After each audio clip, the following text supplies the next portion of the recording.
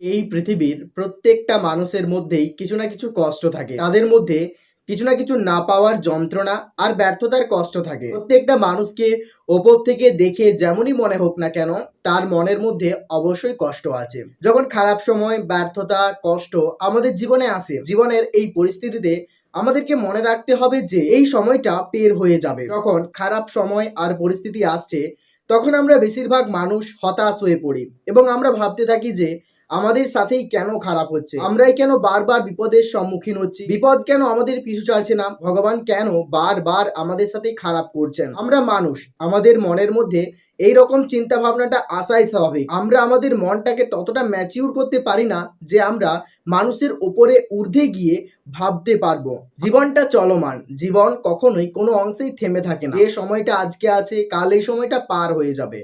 আবার কিছু নতুন অনুভূতি, কিছু নতুন সময় আমাদের জীবনে আসবে। তখন হয়তো আবার আমরা নতুনভাবে জেগে উঠব, নতুনভাবে নিজেদেরকে আবিষ্কার করব।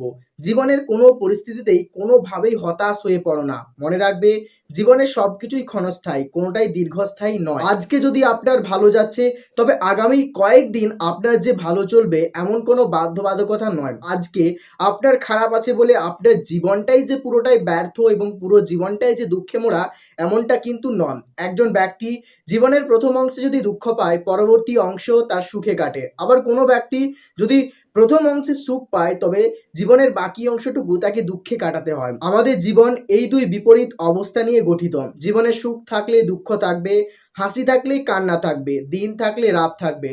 তাই জীবনে যেমনই পরিস্থিতি হোক না কেন, কখনোই হতাশ হইও না, আবার কখনোই বেশি উচ্ছ্বসিত হইও না। সবসময় জীবনে একটা নর্মাল পজিশনে থাকার চেষ্টা করো, জীবন অনেক সুন্দর হবে।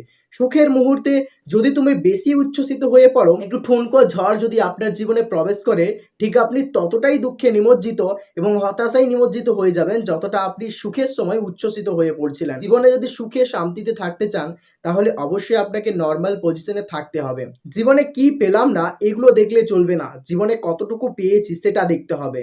জীবনে নেগেটিভিটিকে কখনোই প্রশ্রয় দিলে চলবে না, সবসময় পজিটিভ থ্রু দিয়ে জীবনকে দেখতে হবে, তবেই জীবন অনেক সুন্দর হবে। আমাদের প্রত্যেকের জীবনে অনেক না পাওয়া আছে, আবার কিছু পেয়েওছি, কিন্তু আমরা যদি না পাওয়াগুলো নিয়েই পড়ে থাকি, তাহলে আমাদের জীবনে কখনোই আমরা প্রকৃত সুখকে অনুভব করতে পারবো না।